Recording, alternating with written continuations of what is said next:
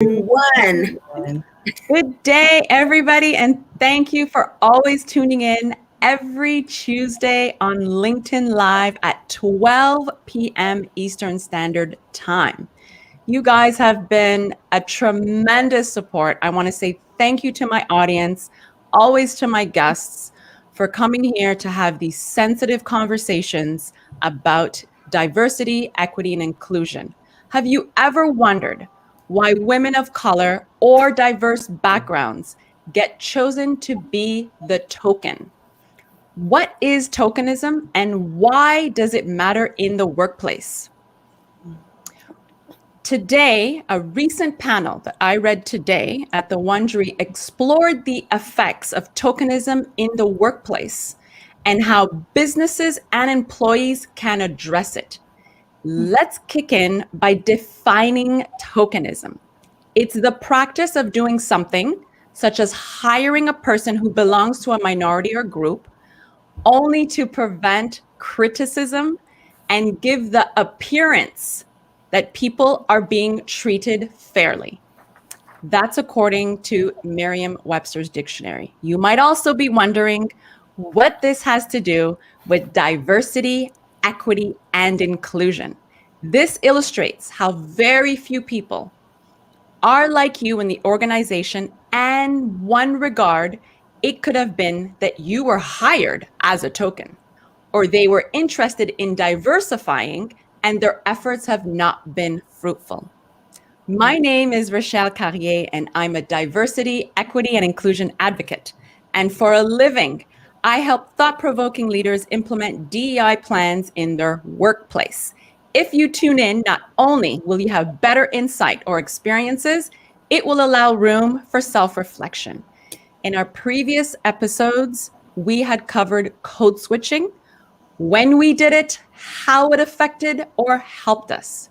My personal share is that when organizations resort to making superficial attempts to include underrepresented groups to tick a box, that's where the problem begins. My first guest, Joyce Johnson, 7-time author, speaker, sales influencer, business coach, and founder, and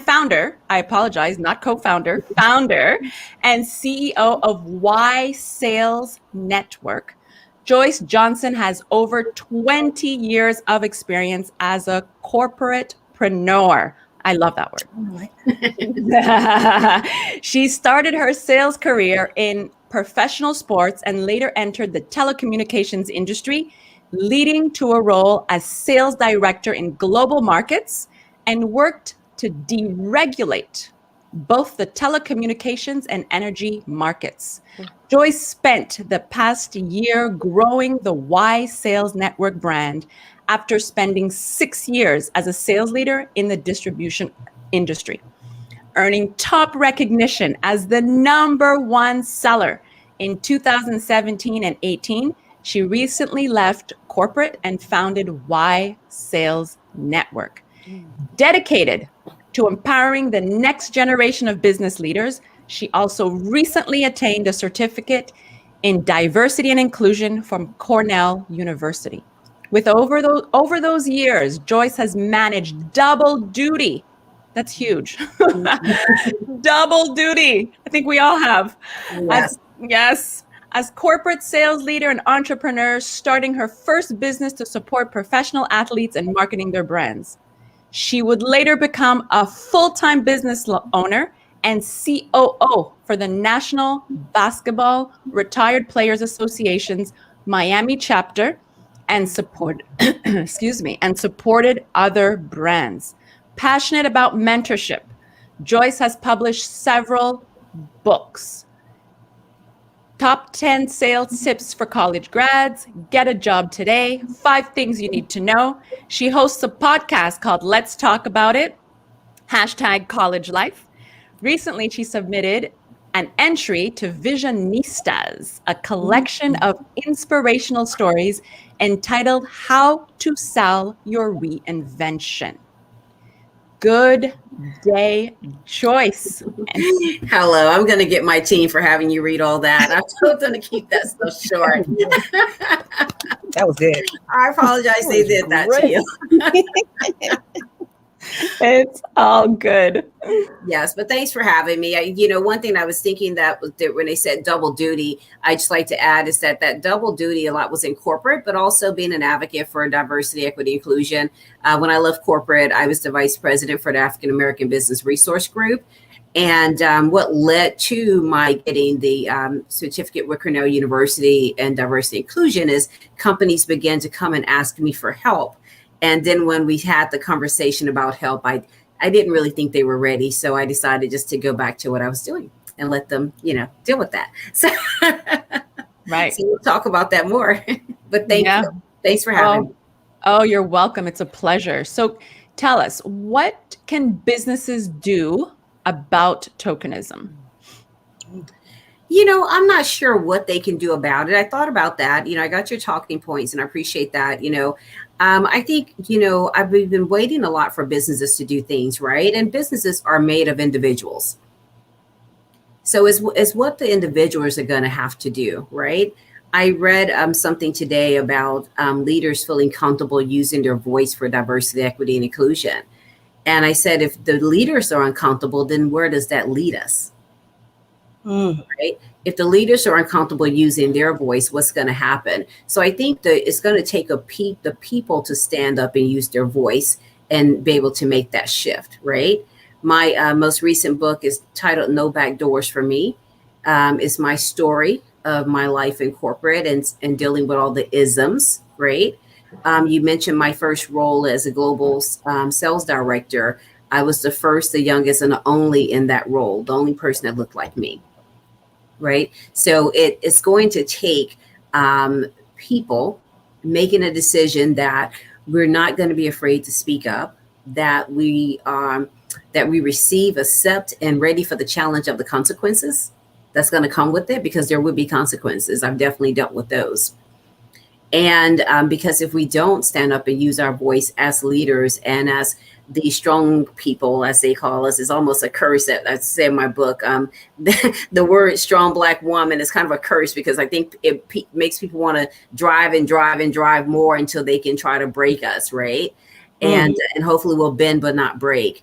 But I really think that it's going to take us owning our voices and using our voices and just understanding to whom much is given, much is expected, and stand firm in our ground to be leaders on D&I and what we need. Right. Do you think when you said, it's interesting, you said strong women, it could also be a curse. Yeah. Why do you think that is? Because I think, and I shared this again in my book, No Back Doors for Me. I think that in my career, people have done things and said things or acted different ways. And at the end of the day, when you're speaking on it, it's like, oh, but you're so strong, you can handle that. Yeah, I can handle it, but why do I have to? Exactly. Why do I have to? Well, and I think I have to. Right. It's funny. It's important to ask ourselves that question and to bust those myths. Right. Why do I have to endure this? Why do you think it's okay to expect me to endure it, and why do you think it's okay to put me through it? Right. Interesting. That's food for thought. I see the other guests shaking their head.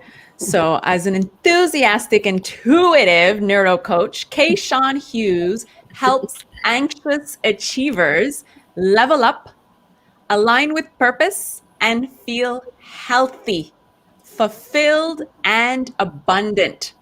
She partners with clients to change their minds and keep them changed about connections between emotional health, success, and shares practical solutions to relieve stress, avoid burnout, achieve goals, and live with ease.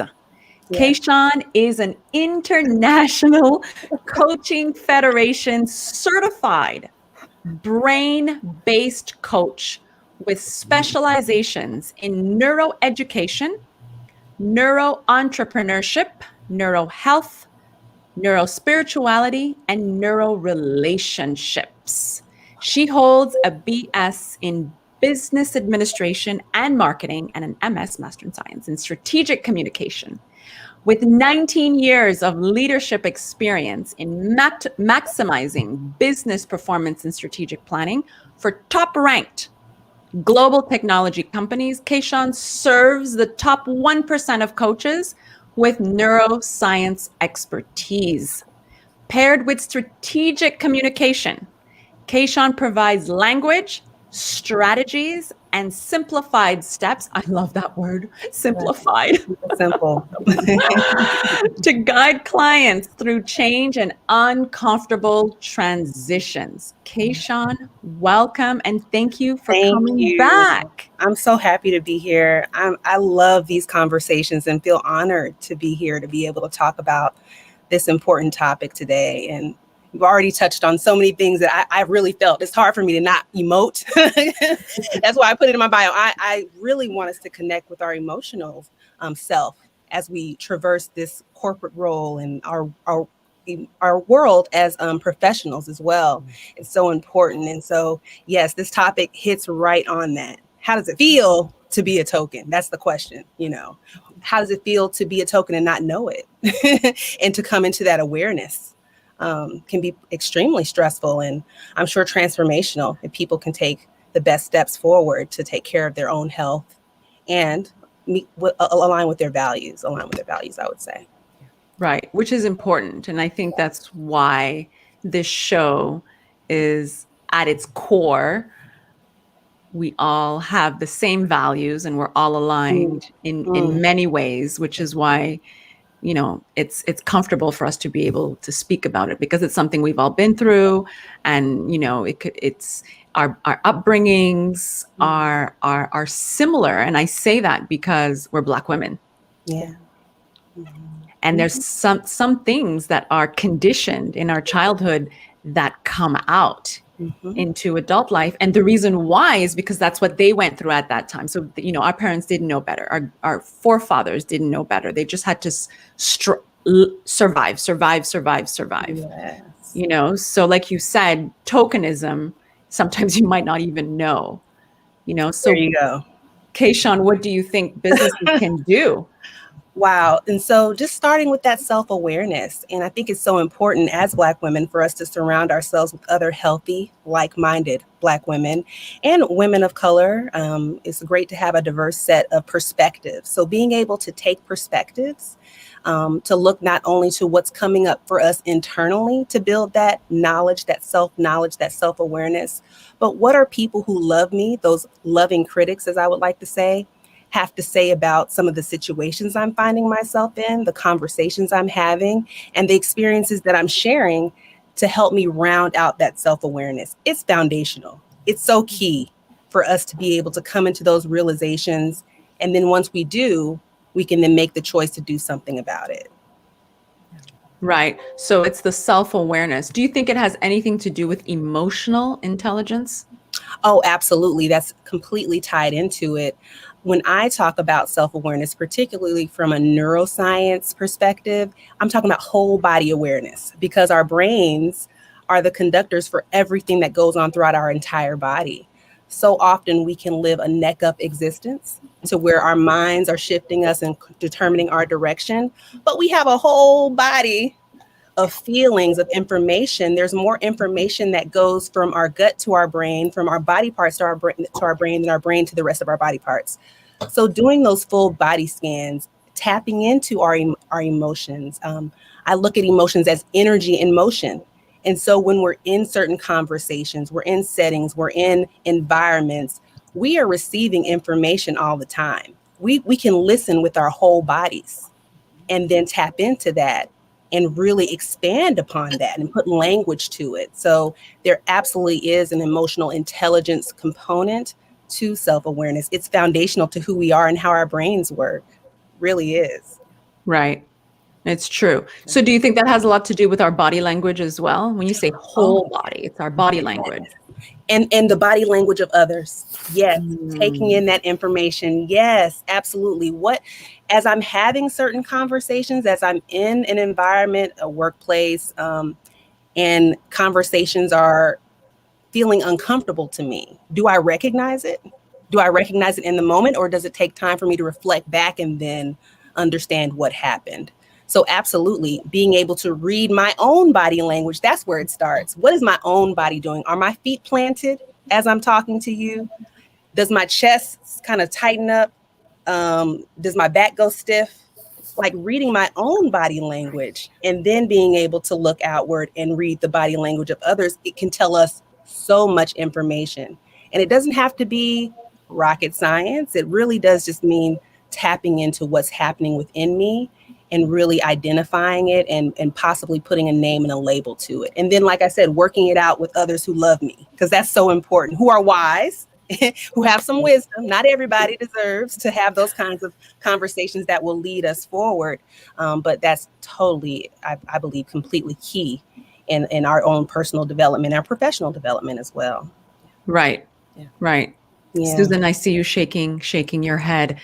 Susan Scott is a media executive, culture strategist, earned revenue specialist, and a public speaker who inspires people and teams while drawing upon extensive sales, marketing, strategic planning, and startup experience. Susan is known for leading teams from mediocrity, uncertainty, and tactile focus to achieve strategic, tangible, improved results. She has spent 25 years, like me. I'd say 25 years with 25 experience. Susan spent 25 years working in progressive executive media roles. She has led P&L growth, domestic and international product distribution, B2B marketing, business to business marketing, sales, strategic planning and mergers, acquisitions for corporations, including Frontier Communications, The Weather Channel, Fox News Channel, Turner Broadcasting, where she worked as an expatriate in Europe, Asia, and Latin America, launching new entertainment channels. Today, Susan is the Chief Growth Officer at PBS North Carolina, located in Research Triangle Park, North Carolina, where her staff shares that she is ridiculously funny, often patient, yet not a beep ass whisperer. At PBS, she stewards the organization's growth strategies and runs the division that brings in all the station's revenue from every source for 4 different channels. Prior to joining PBS North Carolina, she served as a venture mentor and advisor to startups and small businesses needing go-to marketing strategies at the Center for Entrepreneurial Development. Susan, welcome. I am delighted to be here. I am thinking, as you're talking about the conversations that you and I have and how each of them really dovetails into this discussion of tokenism. And by golly, can't I relate to everything Joyce has said and everything that Keyshawn has said? I am guilty of not knowing when I was younger when I was the token. And for all of the reasons that we've discussed, what did our ancestors say to us what it was important to do in order not just to survive, but to get along and to be? So I'm thinking of this in 2 ways. How did we fall prey to caring about what people think about us, right? So when Keyshawn talks about the whole body experience, there's a war. Do I care what people think about me, or can I survive and not care what people think about me? I mean, so I think that that tokenism, like every topic you have ever covered, is a 4-volume discussion. Yes. Mm-hmm. And I have a point of view, if you want me to jump into it, about what businesses can do. Please. because it's going to be more tactical, and I'm going to flip the script because I think everything that has been said is right. Ironically, I have a good girlfriend who has her own fabulous training leadership development firm, and she's wildly successful. But what she and others have shared with me is that Fortune 500 to 1,000 companies are reaching out to the safe Black and white women that they know and saying, the Great Resignation is on and Black women are where they can. They are leading the pack. What can we do to keep them? Now you want to know? Now you want to know. Mm-hmm. You know, and so I think maybe it was Keyshawn. It might have been Joyce who said it. You know, tokenism is exhausting. Yeah. And I don't think that white men really understand that. And let me say that because I think that of white people as adolescents in the trajectory of living, you know, we are grown A people. We have had to be grown people. I'm not judging them. I'm saying that when things get difficult, they respond in ways that an adolescent would respond. And so I think so that reactively, right? Or this is so hard, right? Not having developed the resilience of the struggle through what's difficult. So how does this relate to tokenism?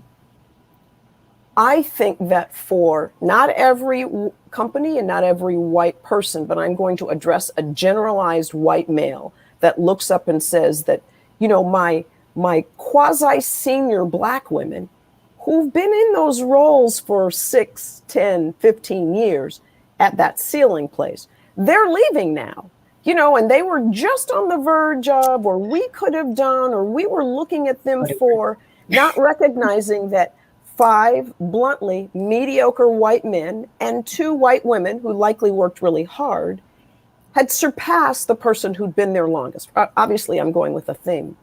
I think that where you address businesses around tokenism is, and it takes real groundwater work. First of all, you got to know all the data, someone objective from the outside, all the data, tenure, education, salary, perks, stock options, so that you can look at it objectively for organizations that want to know, right? For organizations that really want to figure out how to avoid this. Because I think that we know. I think that we are at least open when we talk to each other about how to avoid being the token. But if we want to fix businesses, I believe that first knowing what's the groundwater. So you have these 12 vice presidents who are male, and only 3 of them have graduate degrees, yet you have these 6 Black women and all of them have graduate degrees and far more, right? So that you start to lay out what are the facts really about where people are. And then I'm going to oversimplify it. I think then you make it bonusable, right? It isn't just your P&L bottom line. Your P&L has to include some measure that while we might not like it because it's not organic, speak to people in the language speak to the adolescent in the language that the adolescent understands. And I don't intend that as a disparagement. That's my truth. But that's where I think you start. You give businesses the language and the mechanisms with which they are familiar. I can't guarantee that would work, but I think that if we really want to change things, we can address ourselves. We don't have the power. We have the power to leave. We have the power for self-choice. But if we want to work in corporate America, and some of us do and some of us don't, what corporate America needs to do to meet us and deserve us and to eliminate tokenism is to evaluate itself in a way that allows it to be purely equitable and not, oh God, it's that time of year where I got to meet with everybody in my department, and that means the Black people too. I mean, that's the reality that I have seen and experienced. So powerful. It is. Joyce, I think I see you taking notes. I am taking notes. I'm a note taker. I'm such a note taker. Yeah. So am I. But I'd love you to share because you're shaking your head and I see your lips moving. And I want you to share on what it is that what is it that you're processing? Just one, one of the things I wrote down was just, going back to just tokenism is exhausting. And I was thinking I also wrote down the total reward package, right? Because you were speaking of the total rewards package when you talked about that companies need to look at the education, but also when you look at pay, look at the base pay, the commission pay, the stock options, and all those things, because a lot of times what happens is we're offered a position, right? And even if we think that our pay is the same, the bonus structure is different, right? The total rewards package of what we're really earning in that role. You can have a Black CEO that's earning 200 or, even $2 million. But then you'll have another CEO that's earning at 2 million plus stock options, right? And ownership in the company and a home and a car and access to a private plane. Right. So tokenism, is challenging as I sit here to listen, and what we've been taught, like you said, as Black women growing up. My mother was a token. My mother was the first Black RN in the hospital, where she worked. And that's because they, at that time need to hire someone Black, and she's very fair complected. So they hired her. And she didn't even realize that until years later. Right. When you talk about not really knowing that you're a token. Right. And then I've been a token. And sometimes not realizing that I was either. And I think now companies are playing the Rooney Rule game, right? Where they interview us over and over to make us think, like you said, that we got these 5 women that we're going to promote, but we're really not going to promote them. We're checking a box. We're doing, for those not familiar with the Rooney Rule, it's, what the NFL put together. Say, okay, well, you're going to interview Black coaches. You're going to interview, Black men or any woman, anyone for the opportunity, right? But what corporate did, they grabbed hold of that and they said, we're going to implement the Rooney Rule. So we're going to interview everyone and invite everyone to interviewing process, but we're really not going to hire them. We're checking the box. What did you say? What is the rule called for the audience? The Rooney Rule. ROONEY, the Rooney Rule. And I'm trying to think of the coach's name the executive's name that came up with it right now, his total name, but I can't remember it. But, and so now they're interviewing these 5 Black women that Susan talked about that's been in the company over and over. And then when they leave, oh, we were about to promote them. No, you weren't. Right. We gave her an opportunity to interview for this. Yeah, you did. But I've been in those interviews. And then at the end, I don't get the role. And it's like, oh, wow, you're the only one to put together a plan. You're the only one that showed up. You're the only one that interviewed. You're the only one that spent your own money to go to another country to interview the staff before. You're the only one that did this, but. Or be patient. Be patient. Right. It will happen. Right. And so then when you leave, so that tokenism, like I said, they're going to have to really self-reflect and be honest with each other. And I'm thinking as we're sitting here, if anything, maybe we need to create some training programs to go in and train more on self-reflection. Maybe that's what needs to be. I can recall early in my career, companies spent more time and money on training. And I can remember going to these breakouts, right? The retreats as a leader on the leadership team. And being able to really talk about ourselves and how we grew up and what our life expectations were and things to really show that we all are very the same, right? And of course, I was the only person that looked like me in that room. But it allowed people to see that, I grew up the same way. My book, No Back Doors for Me, really the title is from my mom going to a restaurant that she loved when I was after having me, and they said, gal, go to the back door. And my mom said, not today. And so that meant for me that she made a decision for herself as a woman of color and for her daughter, that there would be no back doors. Yet we're incorporating, we have these invisible back doors, right? But we need to, I'm thinking now, companies need to put more time and money invested in retreats and things of that nature, and bringing all the people to the table and really getting people an opportunity to self-reflect and really understand what their thought processes are and why they think that way, and to be able to look at their peer across the room for them and say, oh, there's Joyce Johnson. She grew up like I did. Her mother wanted the same things for her. Women in war-stricken companies, they want to feed their children. They want their children safe. There's no different. Right. So where did we decide? Where did the great divide take place? Yes. For me, that sounds like implementing culture change, because Culture this change. is cultural, right? It is. Which culture is the water we swim in, it's the air we breathe. Absolutely. It's like, that's how we can be the token and not know it, because that's the environment we're in. That's how we've been conditioned. When we look out, that is just the day-to-day. Those are the habits that have formed over time, that have been passed down, that are not only behavioral, but within our DNA. We pass down our resilience and we pass down our trauma. And then it gets reinforced through relationships. We find ourselves in repeating patterns. And so to break those repeating patterns, we have to shift culture. We have to change culture. And it starts from within. It starts with self-reflection. Susan, oh my goodness, the adolescent response that you mentioned.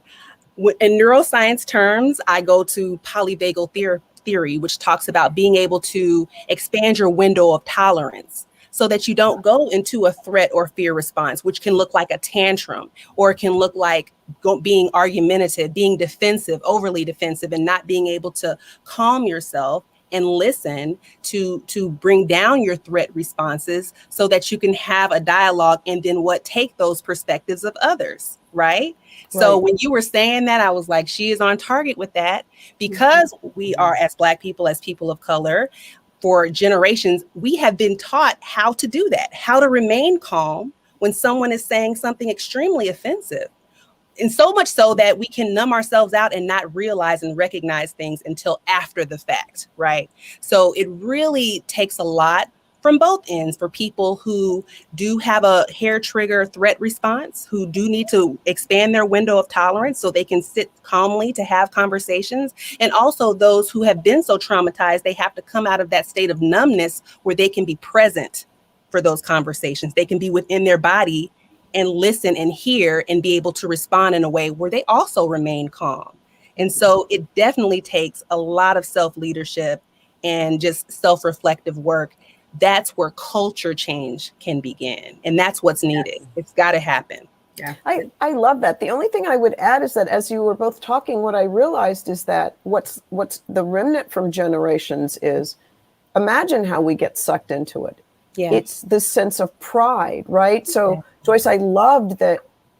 I think all of us can relate to having been the only person in the room, or your mother having been the first. It was so significant for us to have these firsts. Yes. And yet I can look back at all of the firsts and realize, well, that's a form of seduction. It's like, well, my sense of pride over I'm not knocking it. Yeah. I'm simply saying that what I love about the concept of more training and of socializing is that we have to uncouple ourselves, because I think that what's happened is we've skewed, generalizing, so much to the pride over. It's like a bait and switch, right? It's like, look over there. So you don't see the stock options or the this or the private jet or the consideration or the mentoring over here.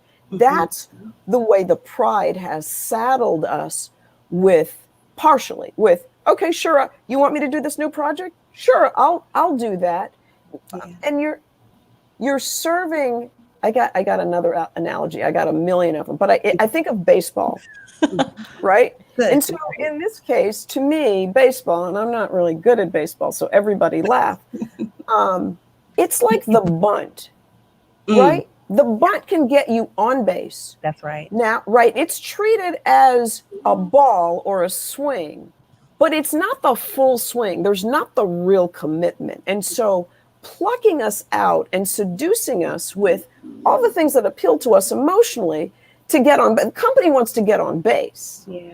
Right? The company and a bunt is never going to get you a home run. No. Ever, ever, ever. No. So tokenism is like bunting in baseball. Sometimes it works, sometimes it doesn't work, but there's no real commitment. And that, in thinking about this conversation, and I don't watch baseball like that, but it hit me that that's good. It's a bunt. I love it. I'm going to steal it. I absolutely love that. It's not the full swing. Break it down. Yes. And when I talk about companies coming to me, in the last couple of years and asking me to help them work on their, creating that diversity, inclusive community for them and that culture for them. And the reason I decided that, I said no is because they weren't willing to do the full swing, right?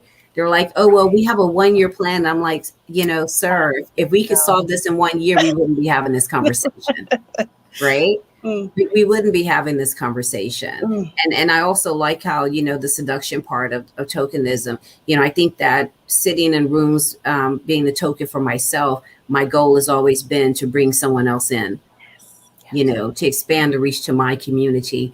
And that's whether I was the first African-American student on my school newspaper, to every other, pretty much nearly almost every job I had, right? Is to expand the olive branch and to bring someone with me. And I think that one thing that the power of tokenism is that if you don't get so caught up in the seduction of it and you stay ultra focused on the goal of expanding our community and creating opportunity and access for our community, then well done. Agree. Right. So in essence, we don't volunteer. That goes into our next question. We don't volunteer to be in those positions. Right? It's not a position we volunteer to be in. And it's a great analogy. And it's funny, Joy said that, do you have a year? And in the workshops that we do, it's continual. Yes. It's a journey. So it's a journey. Yes. So there's a set amount of workshops, but it doesn't end there. Is there a facilitator like Joyce? I'm sure that's where you were going. Is there a facilitator who's representing us? And am I the person who's going to bring in the facilitator and said, okay, this is what you're going to have to do for the next 5 to 10 years? Because it has to become part of the culture. Right.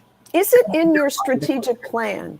Yes. Is it actively defined and woven into, not off in a corner somewhere? Can I see the thread that shows me that you are intentional about this for the entire runway of your thinking about your business? That's right.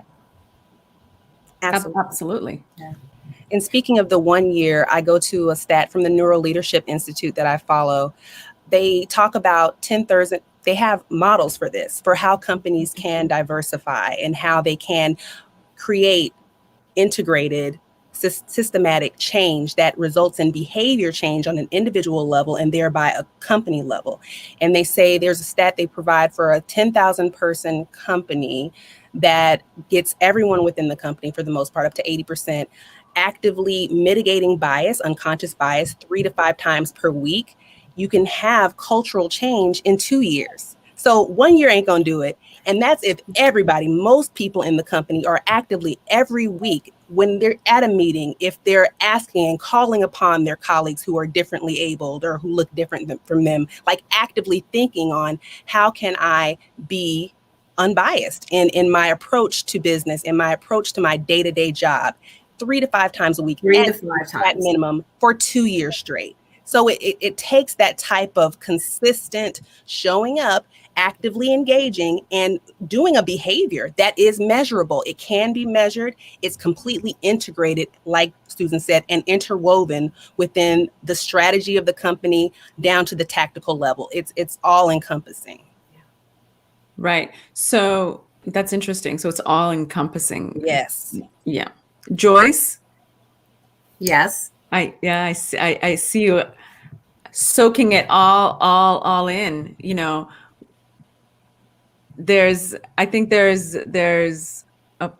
I realize in this conversation that tokenism is diversity, but is it without inclusion?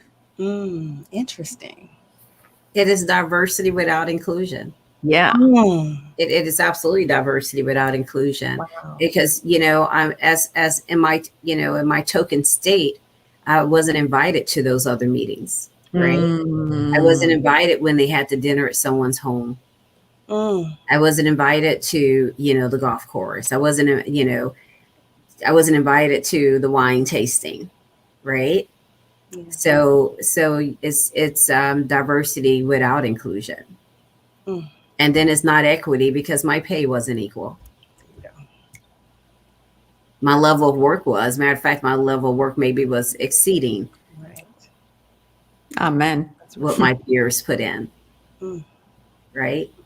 So, it could be considered diversity. And like I said, then we have to, once we're there, we have to finish the swing, so to speak, to bring in our community and to provide access for mentorship for them. Absolutely. And I think that's a big one. It's mentorship and providing. We have to provide the access Right. Yes. Yes. for them because we're representative of who they are. Yes. Mm. And as a mentor, we give that mentee, they have a vision of what they could possibly achieve. Mhm. Right. Absolutely. Yeah, I remember at times getting ready to leave a role before and thinking to myself, and maybe staying in a role longer than I wanted to, because I really honestly thought to myself, if I left that role, who was going to mentor our young African Americans that were coming in? Who was going to provide access for them? Who was going to provide guys? Who was going to care about them when I left? Wow. That Carry reminds that weight. Yes. Carry that. Mm. Heavy is the head. That's right. And it speaks to another cultural context point that I like to point to, individualism versus collectivism, which typically Black people, people of color, are more collectivist in our thinking, in our ways of navigating life. So we always think about the next. We are community oriented. So we're wanting to be in a position and not be the last, not only be the first. Being the first and being the token is more, in my opinion, aligned with individualism, with exceptionalism. And that is not that creates a cognitive dissonance within me when I've been in those positions, because it doesn't feel comfortable. It doesn't feel right. There's something off. There's something missing, right? And so there are some people who get to certain levels. It's been a running conversation I've actually been having with my husband of people who get to certain levels of success, and we see them, I don't want to use the word, go have some psychosis or have some psychological issues. A lot of times it can be because of that, because it's so outside of their cultural context and from what can be most healthy and most self-aware and most self-possessed, that they find themselves out of sorts and they can't get it together. And we've seen it time and time again where people at the top tend to suffer from in those ways because it's completely individualistic and cut off from not only the culture and people like them, but other parts of themselves, the community. We are our community. We are each other. I would only share or say and add, you have described my last huge corporate role to a T. And this session isn't about what led to it, but many of the conversations that Rochelle has had, that toxicity at that point in time, what I don't mind saying is I had to leave on medical stress leave because I was the only person in the cocoon of tokenism, senior most, whatever, person of color, with not only no understanding, but the constant change your style and judgment and evaluation. That's a whole nother session, Rochelle. Yes. White women and Black women, right? Deal with that but also with a family that certainly loved me, but hadn't achieved or attained these things. So your support system is unable. They see one thing in tokenism, and they see the good, and they can't quite necessarily grasp the struggle. That's right. And so I love that you talked with your husband about it. My then husband certainly tried to understand, but that was not his reality. So I think that tokenism is it's costly. It really, really is costly. Yeah. And that's so true that, so a lot of times we're the first in our families, right? Right. I didn't realize that to my birthday a couple of years ago. And one of my cousins wrote a Facebook post. Thank you for being the first to do this and to graduate. and to get an extended, a master's degree and home ownership and all these things to show our family that thing, being a business owner, show our family that these things can happen. So then I remember one time saying to my mom, like, sometimes it's just tough. She's like, you've had a good life, Joyce. Mm-hmm. It's like, yes. Yes. And that's because they see that external, right? And they don't go to work with you, right? And so then, reading, then to go back to my last book, No Back Doors to Me. When I wrote that book, I put it all in there. I put those experiences, I put the racism, I put all those painful things. I wrote them down on paper, and I put them in that book so that I can leave them there, right? Mm-hmm. And then when my mom went back and read that, she called me and she said, who did that to you? Why didn't you tell me? I said, Mommy, it's not take mommy to work day. You can't take. But and even my sister, I think it helped them really understand, because my sister used to think I would let people just beat up on me and whatever. And it's like, you're enduring because not all the time because you have to, but sometimes because you choose to, because you see the bigger picture. Yeah. You're hoping for the bigger picture anyway. Whether you're going to get it, you don't know, but that's the plan. Right. Well, you have to have hope. I mean, we go through these things with a sense of hope, hoping, hope is not a strategy. When we think about sales, we all know that. Yeah, right. Hope is not a plan. Not a strategy. But it is guidance for a path forward.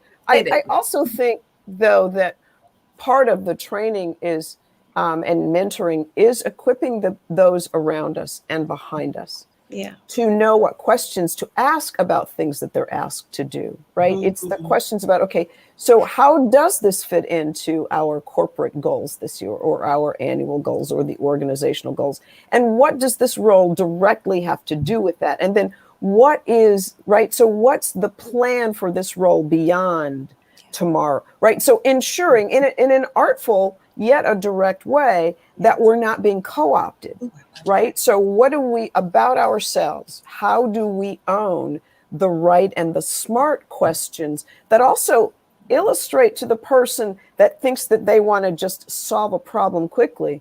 Oh, heck, I got to really think this through, because this person is coming back to me with, by the way, things you've heard about other positions. It's just that you thought that this one, conceivably, and this person would give you an opportunity to check a box. So we have to enable people to own the whole understanding and to have the fortitude to walk away, to say, I appreciate being considered. And some people, I appreciate being considered. Thanks, no thanks. Other people, I appreciate being considered.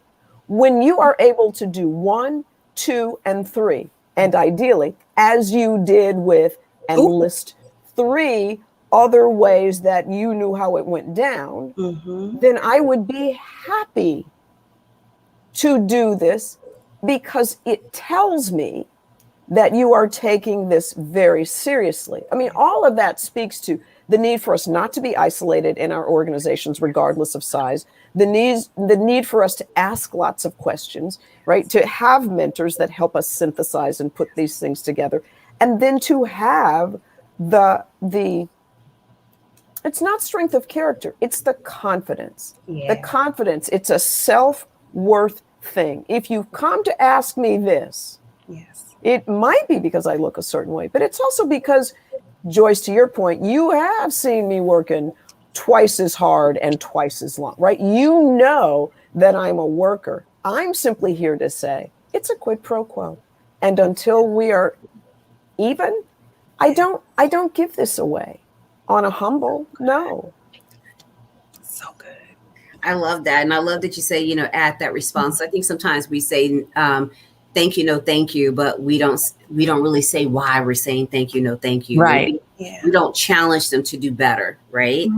And and because we all know that a lot of times when you do that, there's consequences, right? And so you have to be willing to put your family on the line and what have you to when you make that, because some people are able to receive it and others are not. But I wrote that down because I do think that I was coaching a young lady, and I told her, I said, if you after you check all these boxes, if you still don't get it, right? If they still don't bring you in and you know, and promote you, what have you, I said, then I want you to walk away. Yeah. I said, I want you to walk away because you're that good and you deserve to be somewhere where you're wanted and celebrated. And I think we got to learn that too. Right. You know, I think it goes back to our pride. Someone Yeah. mentioned that earlier, you know. Sometimes when you stay in the situation, it's because it's your pride. And then to walk away. I'm gonna show them I can do it. Yes, I'm going. That strong person. That's right. That's her. That's her talking. We're talking about Yes. it backstage. That strong woman or strong Black woman is playing in our heads. Right. Yeah. And that is a weakness to leave, right? It's a weakness to leave. It's a weakness to defend yourself. It's a weakness to bail out. I so get that. I mean, you're talking, you know, you can just label that in the dictionary, Joyce Johnson. Actually, I looked it up before we started and it said Joyce Johnson.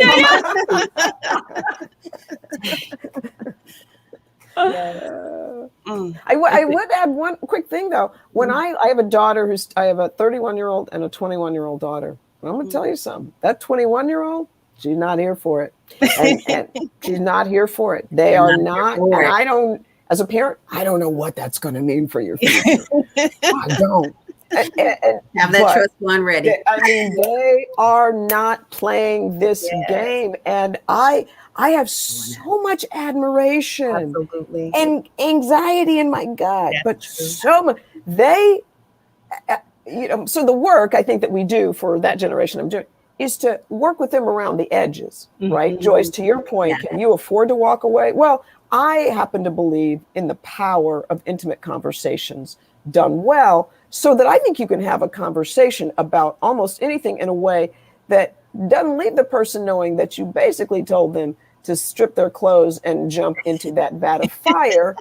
They don't know it and they don't know what hit them. I think you can have the conversation about your expectations also in a way that no one who's reasonable can find fault with what you said. But that, you know, that takes some time. I think 21-year-olds are going to need to learn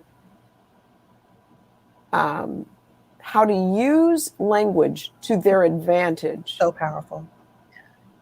Absolutely. Really do. Powerful language. Yeah, you know, and it may take them more than 140 characters. Oh, now you're just preaching. Now you're just straight up preaching, right? I can't tell you how sometimes you get a text message. You guys probably know, and it's like five messages in one. It's like it's overwhelming. But you know, but to that point, I admire the confidence. I admire that they stand in their own. You know, I see it. And my little niece just went off to college, and I just like telling my brother, "Is that trust fund ready? Because she needs some money." Because she, you know, the girl needs some help, but she's not having it. Right. You know, she's just not having it, and you know, and you know, what I talk to them about, what I talk to my nieces about, and you know, my goddaughters, my godchildren is, you know, it's okay. Build your own table and show them what inclusion looks like. It's beautiful. So powerful. Build your own table. Yep, that's exactly it. Okay that you don't want to be a part of that, but make a plan to build your own table. Make a plan to impact change and how you treat people and how you include people. Yes. Absolutely. That's what Rachel did. Rachel built her own table, and we're here at the table. You all have a place at the table. It's so true. I love it. Absolutely. So you think tokenism is a wall then, and not really a bridge? It's not a bridge. So I'll have to say it's a wall. You know, maybe it's hopefully it's a thin wall. But in the past, it hasn't been a bridge. You know, I think maybe now as companies look at it and companies really feel that they have a social responsibility and that they are having to really have some open thought, I think now it may become a bridge, possibly. In the past, in my history of work, it has not been a bridge. But being a bridge is a good thing. We should all quote that, tweet that, and tell them not just to have it, but make tokenism a bridge. Challenge them for that. How do you make that a bridge? Mm-hmm. Right. Right. Make tokenism a bridge, and here are the steps that you follow to do that. Mm-hmm. Right. Give them some steps, Susan. Yeah, I got a million of them. No, but I mean, it's true. It's true. I agree with you, though, Joyce. Today, writ large, tokenism is not a bridge. I was thinking it depends on the token, because like we spoke to, the women and the people who have been tokens, who do pull others along, who do try to implement organizational change, who do model what the future of change could be. They serve as bridges. And so I think it depends on the token. Those ones who are blinded, who are not self-aware, who are not aligned with a value system that wants to have more than one person at the table, who doesn't want to only be the first and the last. I would say those would be the wall builders, or the wall supporters, I would say. That's fair. I made a bridge to bring people over with me, right? I grew up, as I said, I grew up in Galveston, Texas, a small island, 45 minutes out of Houston, and there's a causeway, right, to get over. Yes. A causeway to go. So I brought people over the causeway with me, right? But how do I take them? How do I get them in a private plane and move them up there? That's right. That's the leadership, the people that made me the token. That's their responsibility. 100%. Yes. Yes. Yeah. 100%. Yeah. That's their responsibility. So yeah, I was a bridge builder. As the token. You were. Yes. But the person that made me the token, how are they building a bridge to take it to that where it has been this wall where you can't, move further. Right. That's right. Right. I want to read some of these amazing comments. Valerie Blue says, she said this early on when we initially started this talk. She's like, we don't get any empathy. Yeah. Right. And we talked about emotional intelligence and being self-aware. And I think that's a big one in emotional intelligence is empathy. That's right. We don't give ourselves enough empathy. No. It starts with us as well. I mean, not to discount the need for us to be seen and be and have compassionate leaders and compassionate leadership. Right. But we also need to give it to ourselves. We do. Right. We do. And then once we do, I think the bridge will be bigger. Yes. Right? Because we understand each other. We've come from the same place. And then, okay, now I can extend the bridge now that we're all coming from the same place and we're all doing the things that we can. And then, yes, sometimes there will be walls, but how is it?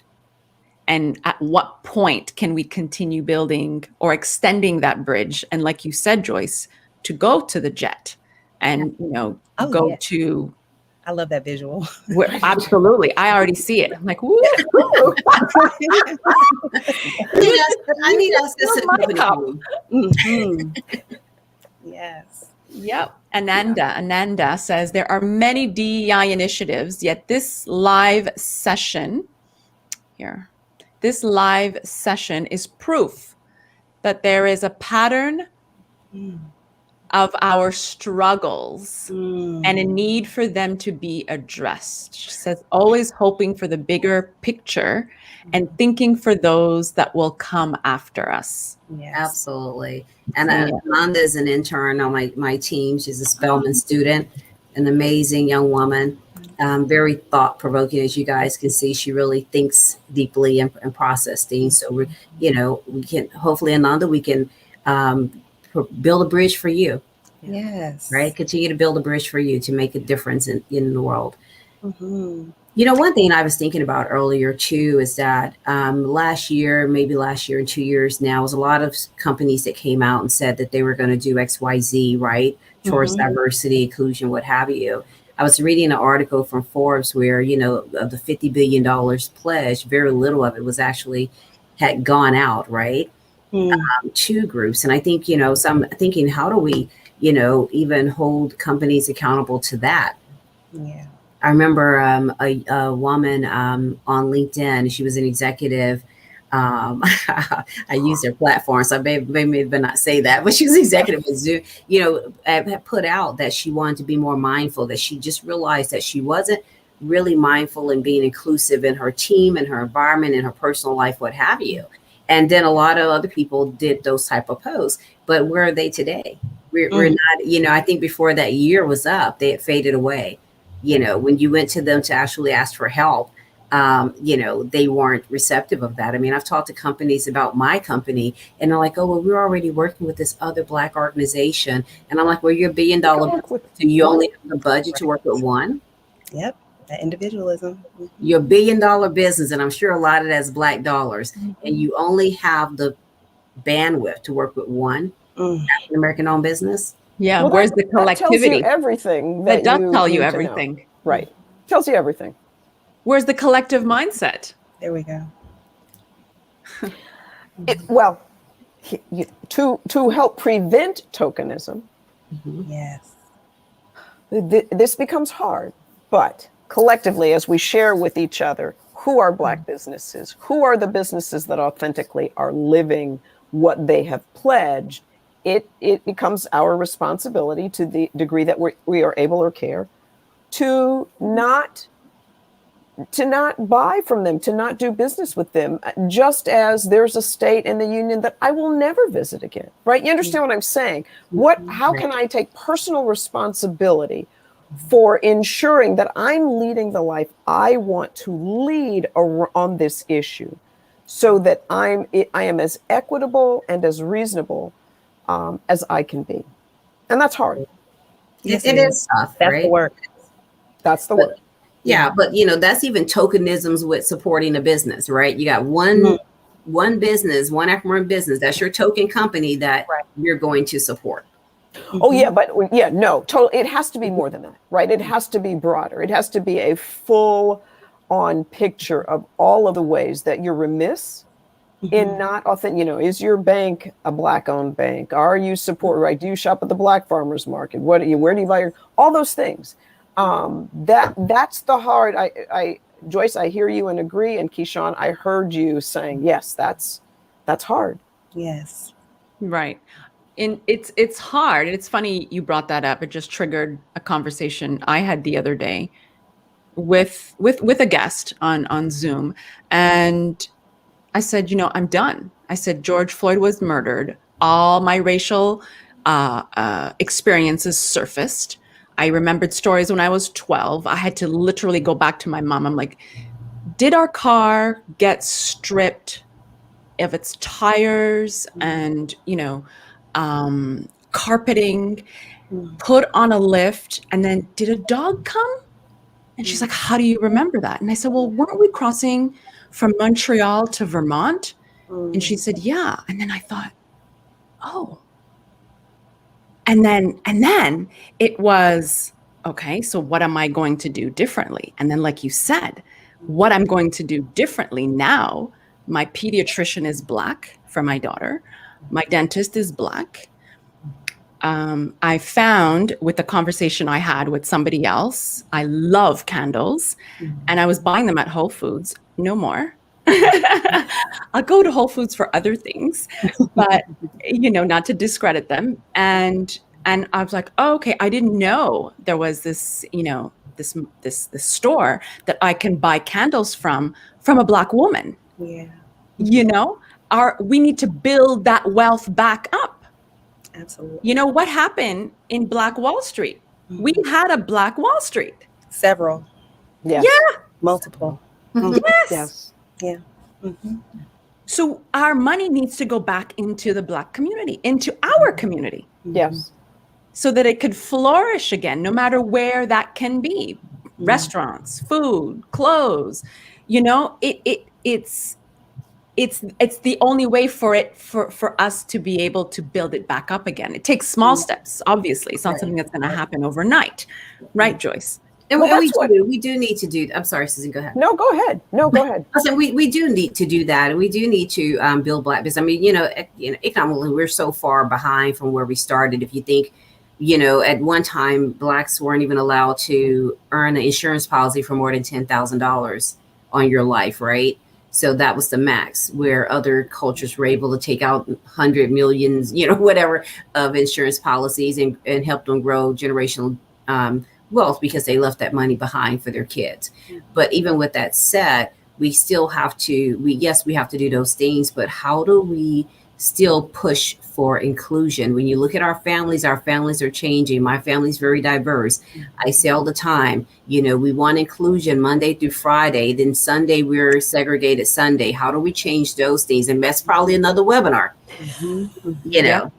because we're already at time. We're probably over time, I believe. So, that's another conversation. So yes, we do need to build a foundational wealth within our communities, so that we can sustain and we can show our children and grow and teach them. And then how do we do that? We're still practicing and moving forward with inclusion, because if you look at the numbers, the multicultural people, that number is growing, right? And I'll say multicultural people, but when they talk about the Latino community growing over and over and over, they really hadn't put much thought into the Black community and our growth, because when you think about those cultures, the multicultural, as they're referring to them now, at the end of the day, all their birth certificates say Black,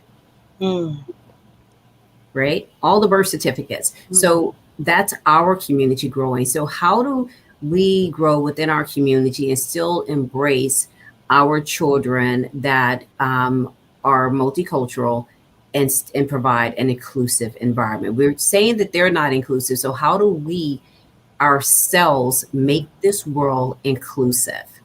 Oh God, that's powerful. I have to add to that. It's so my daughter's biracial, and I'm raising her because she has Negroid features. So I'm raising her as a Black girl, and blue eyes, long blonde hair, but, full lips, broad nose, and I had a conversation and they said, well, what do you consider her? And I said, Black. And I said, that's how they're going to see her. When they see her walking with me, that's how they're going to see her. Absolutely. So, and then on the flip side, it was, well, when she's applying for a job, where's her box? And I said, there's no box for her. She won't fill in the box. It was a heated kind of, I felt my blood boiling and pressure rising and that anxiety.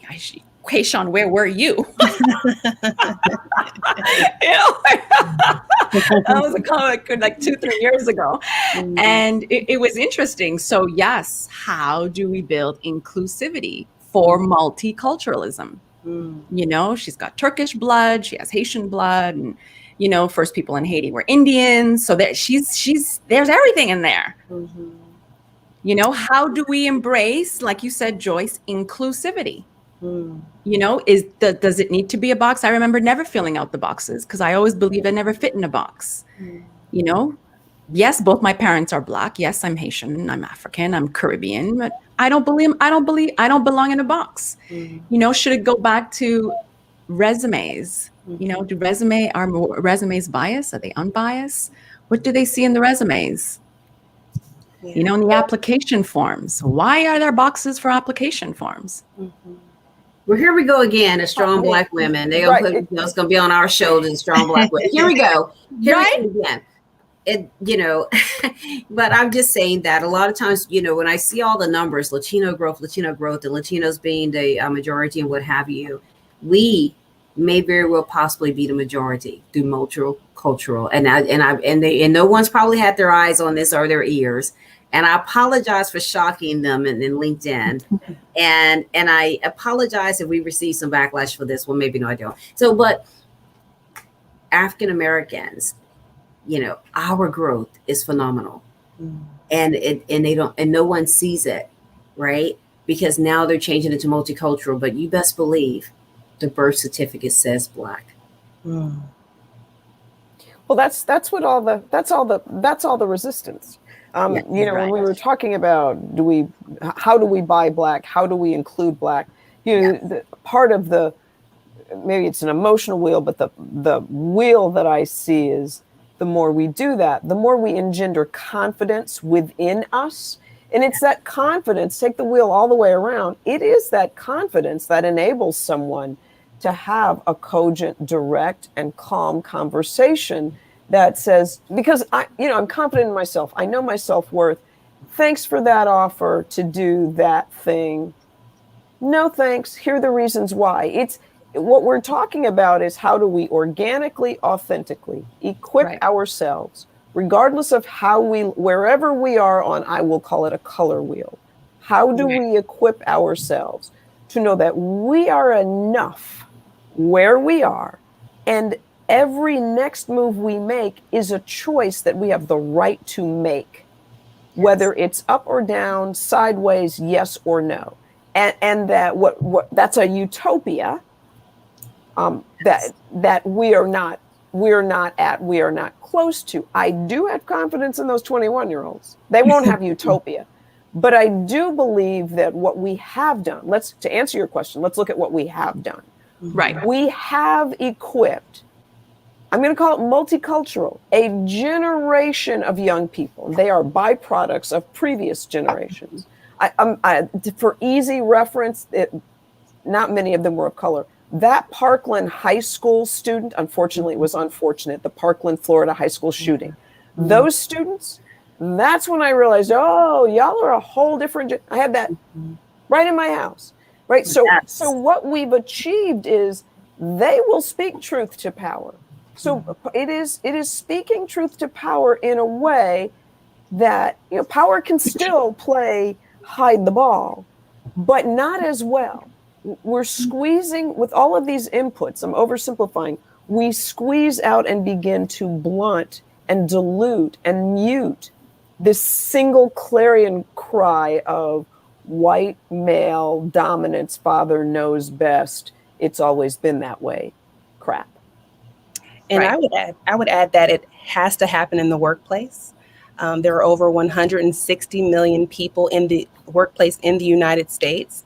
It is the largest group of people that had the most intergroup contact outside of industry. And you don't have it at church and our religious sectors. You don't have it in politics, but we do have it in the workplace.